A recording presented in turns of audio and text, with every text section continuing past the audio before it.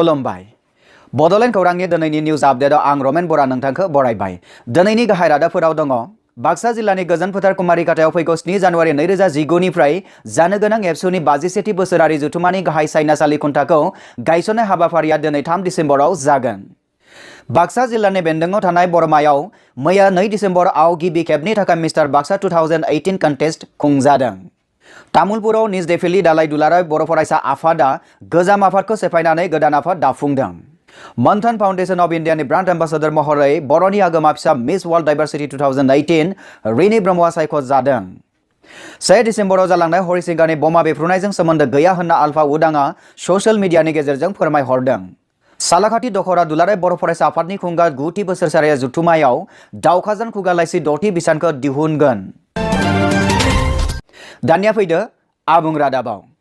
बाक्सा जिल्लानि गोजोन फोथार कुमारिकाटायाव फैगौ 7 जानुवारि 2019 निफ्राय जानो गोनां एबसुनि 51थि बोसोरारि जथुमानि गाहाय सायनासालि खुन्थाखौ गायसननाय हाबाफारिया दिनै 3 डिसेम्बराव जागोन होननानै सुलुंनिफ्राय मिथिनो मोननाय जादों। मख'जाथावदि गाहाय सायनासालिनि खुन्थाखौ गायसनगोन 58 नं तामुलपुर बियाबनि एमएलए मानगोनां मुस्रि इमानुएल मुसाहारि बिथाङा। बे थांखियैनो रायदाव आफादनि जानानै सिनाकान्त बसुमतारी आरो बलराम बर' बिथांमोना गासैखौबो हेफाजाब होफैनो फोसावलायनि गेजेरजों खावलायहरदों होननानै मिथिनो मोननाय जादों। बाक्सा जिल्लानि बेन्दोङाव थानाय बरमायाव 3 स्टार जिम बरमानि बानजायनायाव आरो फिटनेस सेन्टार गुवाहाटीनि लोब्बायाव मैया 2 डिसेम्बराव ministry of youth affairs and sports इन्डियाजों गनायजानाय मिस्टार बाक्सा 2018 कन्टेस्टखौ सानसेनि गोग्गोम हाबाफारिजों खुंफुंनाय जायो होनना जोंनि खौरांगिरिफोरा फोरमायहरदों।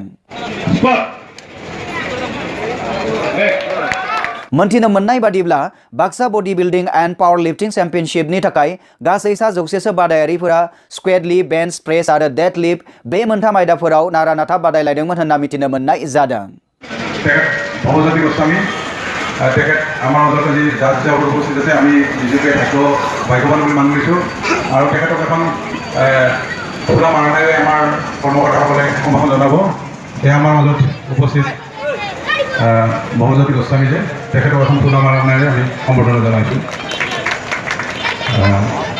बे हाबाफारिखौ सालायलांनो थाखाय बिजिरगिरि महरै बाहागो लाफैनो हादोंमोन भबज्योति गस्वामी, खलिल आली आरो मनज बर' बिथांमोना। मख'जाथावदि बे कन्टेस्टआव देरहानायनि बादायारिफोरा माजुलियाव जानो गोनां स्टेट लेभेल कम्पिटिशनाव बाहागो लाहैगोन होनना मिथिनो मोननाय जादों। तामुलपुर दखरा दुलाराय बर' फरायसा आफादनि बेन्दों सिङाव थानाय निज देफिलि दालाय बर' फरायसा आफादा 3 नं उत्तर गलबेरा गुदि फरायसालिनि गेलेग्रा फोथाराव साननैनि हाबाफारि लानानै 14थि बोसोरसालिया जथुमाखौ खुंफुंलाङो होननानै मिथिनो मोननाय जादों।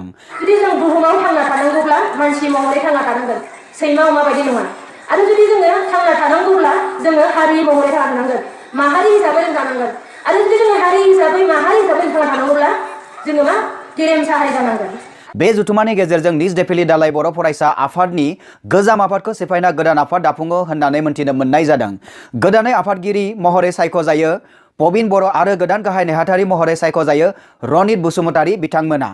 आरो जुदि जों हारि हिसाबै माहारि हिसाबै थांना थानांगौब्ला जोङो गेरेमसा हारि जानांगोन।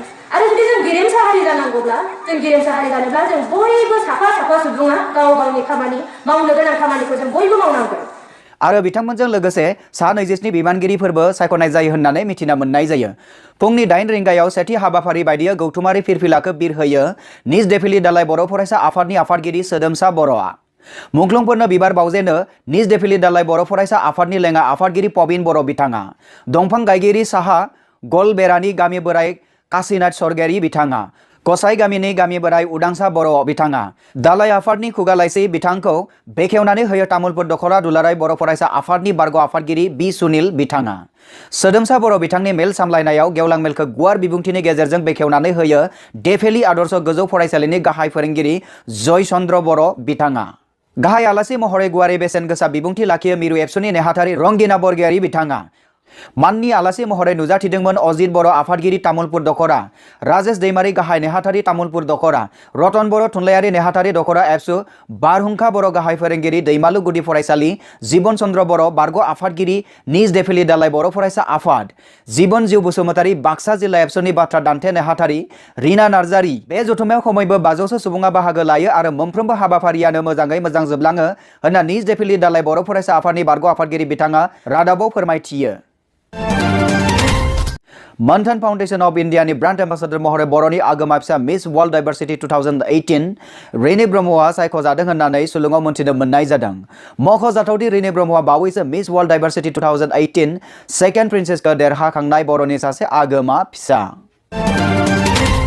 1 डिसेम्बराव जालांनाय हरिसिंगानि बमा बेफ्रुनायजों सोमोन्दो गैया होनना आल्फा उदाङा ससियेल मिडियानि गेजेरजों फोरमायहरदों होननानै मिथिनो मोननाय जादों। मिथिनो मोननाय बादिब्ला जालांनाय जाथायखौ दुखु फोरमायनायजों लोगोसे जोखोम जानायफोरा थाबैनो मोजां जाथोंखौ आल्फा उदाङा आरज गाबदों होननानै मिथिनो मोननाय जाबावदों। सालाखाथि दखरा दुलाराय बर' फरायसा आफादनि खुंगा 9थि बोसोरसालिया जथुमायाव दावखाजान खुगा लाइसि 6थि बिसानखौ दिहुननाय जागोन होननानै खौराङाव मोनथिनो मोननाय जादों। मिथिनो मोननाय बादिब्ला दावखाजान खुगा लाइसि 6थि बिसानखौ दिहुननो थाखाय बिखं महर होनो सालाखाथि नादांगिरि आरो दलमारा हाजोनि गेजेर खोन्दोआव थानाय दावखाजान दैबाज्रुमनि सावगारि सेबखांनाय जादों होननानै मिथिनो मोननाय जाबावदों। बेजों लोगोसे दिनैनि रादाबाबो एसेनोसै। गोजोन्थों।